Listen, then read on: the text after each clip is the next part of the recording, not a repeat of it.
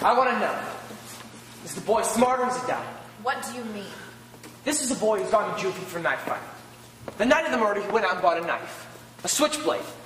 It would then take a very dumb kid to go and murder a man, his father, with an instrument that everybody would associate with the boy. I quite agree, he's dumb.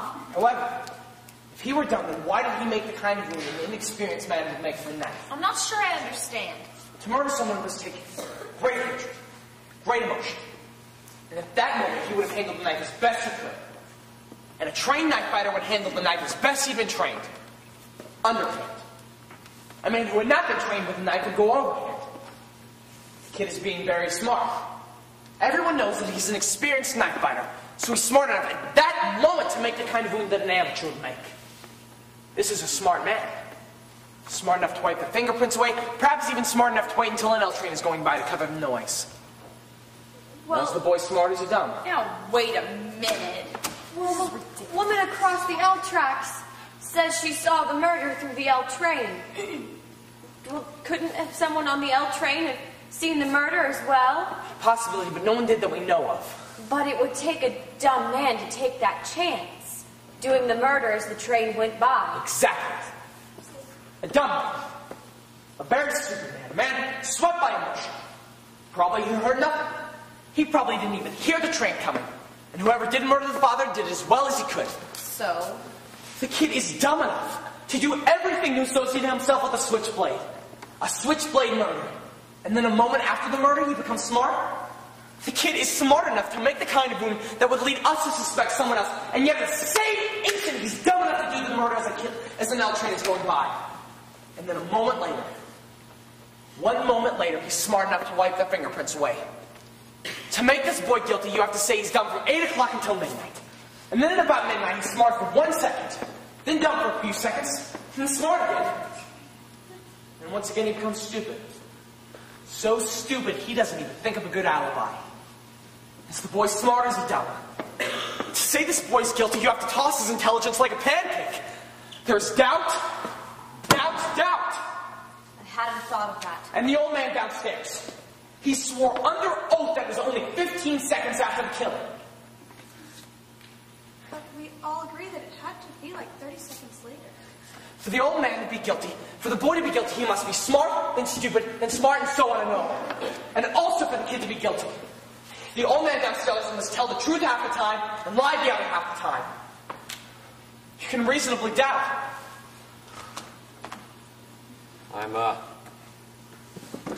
I'm sold on reasonable doubt. I think I am too. I wanted more talk, and now I've had it. I want another vote. All right. There's another vote called for.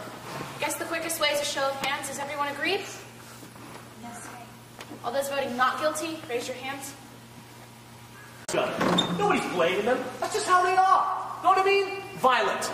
Human life don't mean as much to them as it does to us. Hey, where are you all going? Look, these people are drinking and fighting all the time. If someone gets killed, so someone gets killed. They don't care.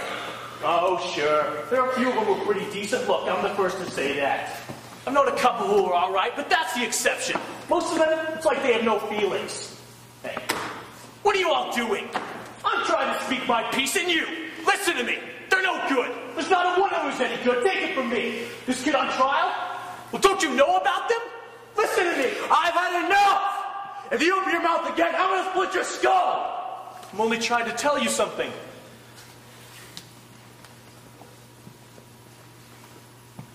All right. Sit down, everybody.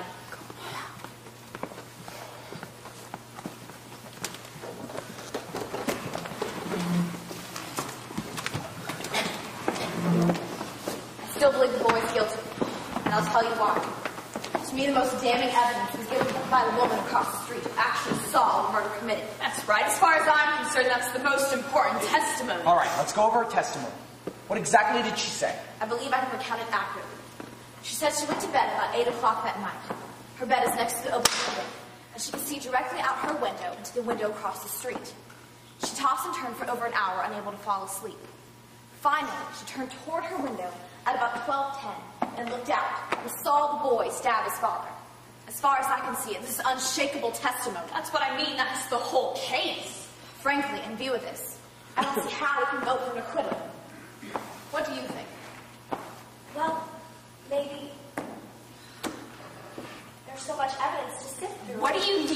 Rainey. She's absolutely right. You can throw out all the other evidence. That was my feeling. I don't deny that Olivia the points that he has made. Shall we say there's doubt on one side of the tracks? But what about the story of the woman? She saw it. Excuse me, but what time is it? It's about 8 minutes after 8. God, you don't think they'd let us go home and finish in the morning? Got a kid with the mumps. Not a chance. Can't you see the clock without your glasses? Not clearly. Oh. Glasses are a nuisance, aren't they? Well, what do you do when you wake up in the middle of the night and you want to know what time it is? Well, I just put my glasses on and look at the clock. I just lie in bed and wait for my grandfather clock to chime.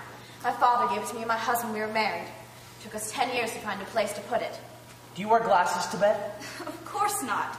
No one wears glasses to bed. The woman who testified she saw the killing wears glasses. What about her? Did she wear glasses? Of course.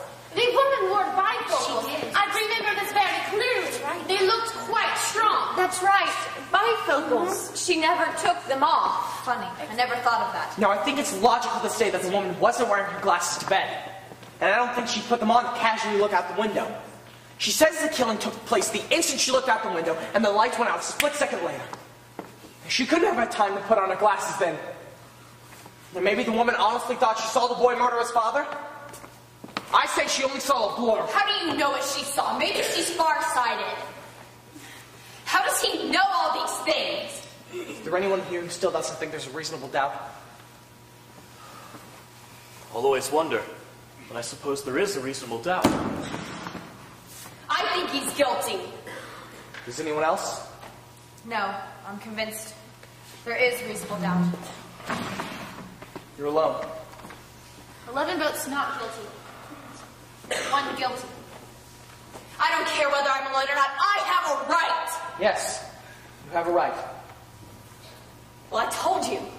I think the boy's guilty. What else do you want? Your arguments. We're not convinced. We're waiting to hear them again. We have time. Listen, what's the matter with you? You're the one. You made all the arguments. You can't turn now. A guilty man's going to be walking the streets. A murderer. He's got to die. Stay with me. I'm sorry. I'm convinced. I'm not wrong often, but I am just this once. There is reasonable doubt. We're waiting. You're not going to intimidate me. I'm entitled to my opinion. It's going to be a hung jury. That's it. There's nothing we can do except hope.